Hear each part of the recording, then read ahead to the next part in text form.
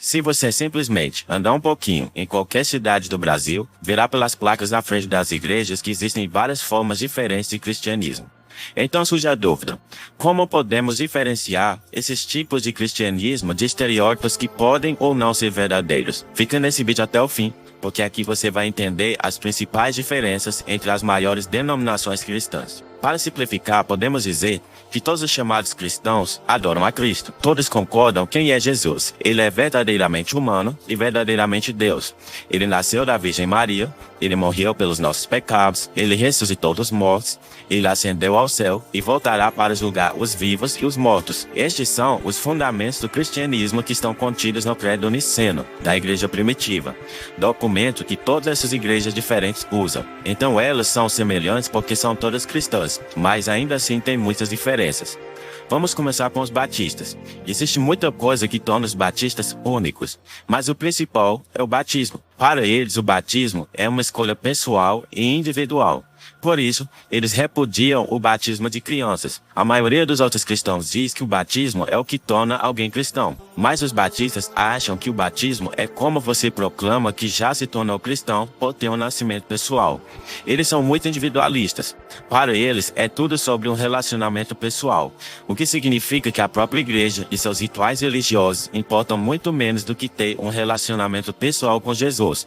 E os rituais religiosos que a igreja faz, como a ceia do Senhor, são realmente apenas simbólicos. Isso é chamado de igreja baixa, onde a igreja como instituição não importa muito, porque a igreja é realmente apenas uma comunhão de crentes individuais. Realmente não importa como a igreja esteja estruturada, desde que ela esteja seguindo a Bíblia, está tudo bem. Então isso significa que a maioria das igrejas independentes ou não denominacionais são realmente batistas, em termos de suas crenças.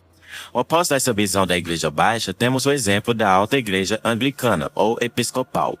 Episcopal significa apenas que eles são administrados por uma hierarquia de bispos, porque a igreja é muito estruturada. Então, eles tentam manter o equilíbrio entre a tradição, a razão e as escrituras. Eles são muito ecléticos, o que faz eles absorverem parte de várias outras tradições.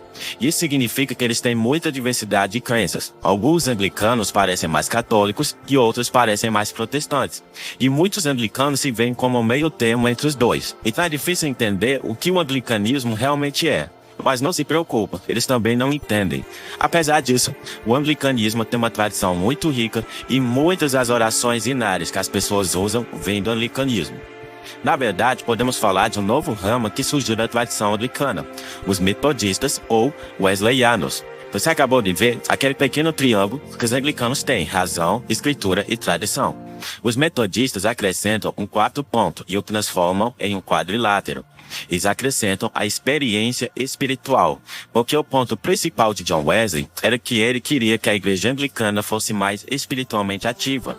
O fogo representa o Espírito Santo, e é por isso que muitos logotipos metodistas têm fogo neles. E das 3 pessoas da Trindade, o pensamento metodista é muito centrado no Espírito Santo, que nos capacita no caminho ou no método que leva à retidão, e nós todos temos o livre-arbítrio para entrar ou sair do caminho.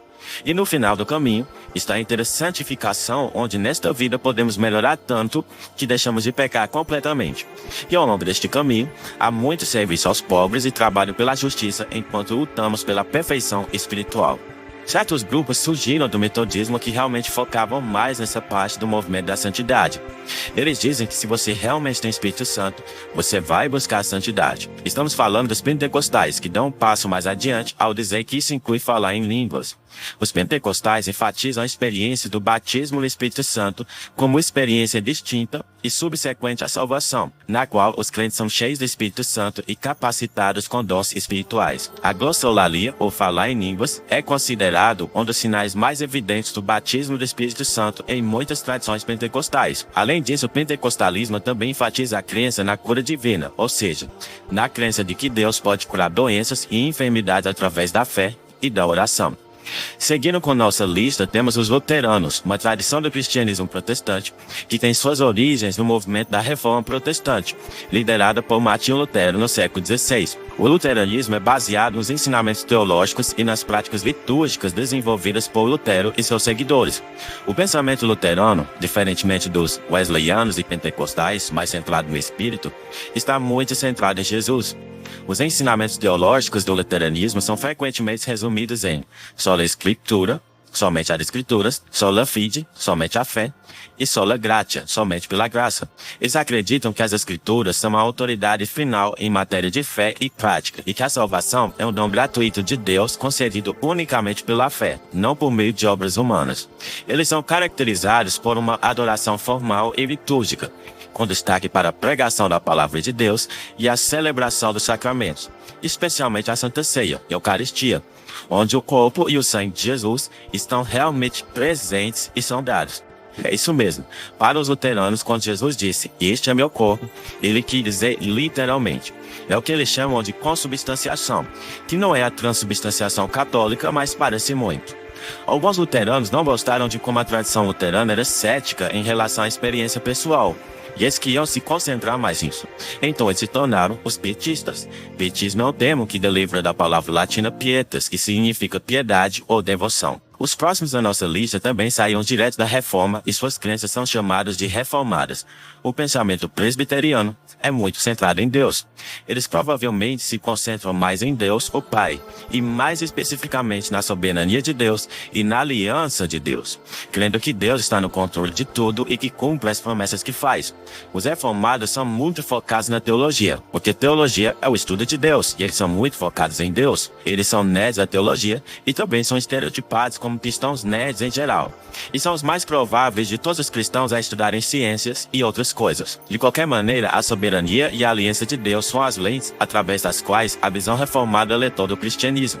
Deus está no controle de tudo, que inclui quem será ou não será salvo. Sim, a teologia reformada é calvinista, que é a ideia de que a escolha de Deus na eternidade decidiu se você será salvo ou não. A doutrina da aliança é baseada na convicção de que Deus é um Deus de aliança, que estabelece pactos com seu povo ao longo da história, começando desde o início da criação e continuando através da história bíblica até a consumação final da redenção. A aliança é vista como a base do relacionamento de Deus com seu povo e é entendida como uma demonstração de amor, fidelidade e graça de Deus.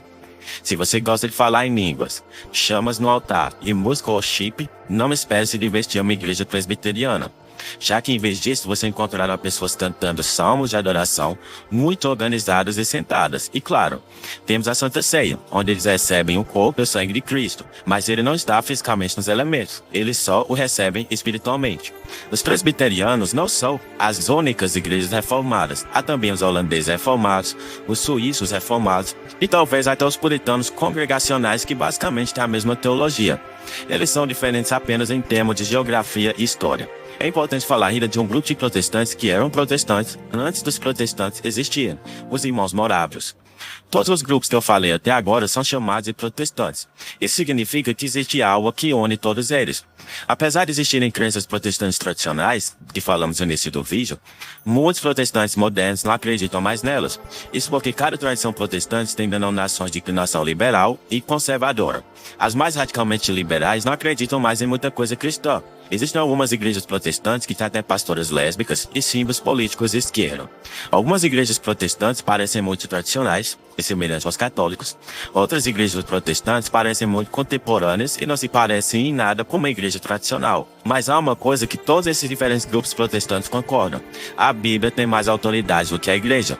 O luterano conservador diria que tanto a Bíblia quanto a tradição da igreja têm muita autoridade, mas a Bíblia tem um pouco mais. Um fundamentalista batista diria que a Bíblia tem muita autoridade e a tradição da igreja não tem nenhuma autoridade. Um pastor progressista diria que nem a Bíblia, nem a tradição da igreja tem muita autoridade. Mas a Bíblia ainda tem um pouco mais devido à influência do patriarcado e da colonização na história da igreja. E é por isso que existem tantas denominações protestantes diferentes. Porque se a autoridade final é a Bíblia e não a igreja, tudo bem que a igreja se divida.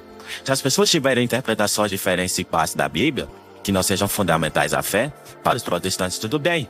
Eles ainda podem ser unidos espiritualmente como igreja e geralmente ainda podem ter comunhão uns com os outros. Mas essa ideia é rejeitada por todas as igrejas que estou prestes a falar, porque todas elas afirmam ser a única igreja verdadeira, fundada por Jesus e seus apóstolos. E eles acham que a sua igreja reuniu a Bíblia. Então a Bíblia não pode ter mais autoridade do que a igreja. A mais famosa dessas igrejas são os católicos.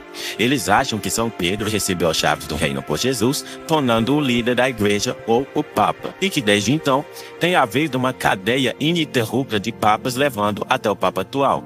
A autoridade que Pedro tinha tem sido mantida por causa da sucessão apostólica. Observe que nesse caso é tudo uma questão de autoridade para os católicos. Eles pensam que a igreja tem autoridade para perdoar pecados, expulsar demônios e interpretar as escrituras. Então a própria igreja é o reino de Deus aqui na terra. E para ser salvo é preciso participar da igreja. Então é por isso que eles rejeitam a salvação somente pela fé, ou como eles diriam, salvações pela fé. Mas a fé inclui cooperar com a graça e participar da igreja, especificamente através dos 6 sacramentos, sendo o mais importante deles a Santa Ceia, onde a igreja tem autoridade para fazer um milagre chamado transubstanciação, em que o pão e o vinho literalmente se transformam no sangue do corpo, alma e divindade de Jesus. É assim que eles comungam com Cristo e toda a sua igreja na terra e no céu. Sim, eles acreditam que os santos que morreram e foram para o céu ainda fazem parte da igreja. É por isso que eles oram aos santos e à Virgem Maria. Não por adorá-lo, como eles dizem, mas apenas por pedir-lhes que orem por nós. O que mais eles ensinam? Muitas outras coisas que levariam horas e horas e que mesmo eu não teria conhecimento para dizer. Afinal, são mais de 1000 anos construindo tradições, utilizando métodos alegóricos, sem se preocupar com o que a Bíblia realmente tem a dizer. E agora vamos para os ortodoxos orientais, que são exatamente o oposto do que gostam de fazer os católicos. Eles deixam a maioria das coisas como mistério e até tentam definir Deus em termos do que ele não é. Eles dizem que não podemos nem mesmo entender realmente o que Deus é. Só podemos perceber as energias de Deus através de nossas experiências espirituais místicas. Os ortodoxos orientais também afirmam ser a única igreja verdadeira, mas tiveram um grande e desagradável divórcio com os católicos cerca de 1000 anos atrás. Os motivos eram vários, mas o maior deles era sobre a Trindade. Você vê que todas as igrejas que eu falei têm esse modelo de trindade, onde o Filho é gerado eternamente do Pai e o Espírito Santo procede do Filho e do Pai. Mas os ortodoxos rejeitam que o Espírito Santo procede do Filho, dizendo que o Espírito Santo só procede do Pai. Porque eles pensam assim é complicado dizer. Mas o maior motivo simples é que não faz parte da tradição deles, e para eles o que mais importa é a tradição.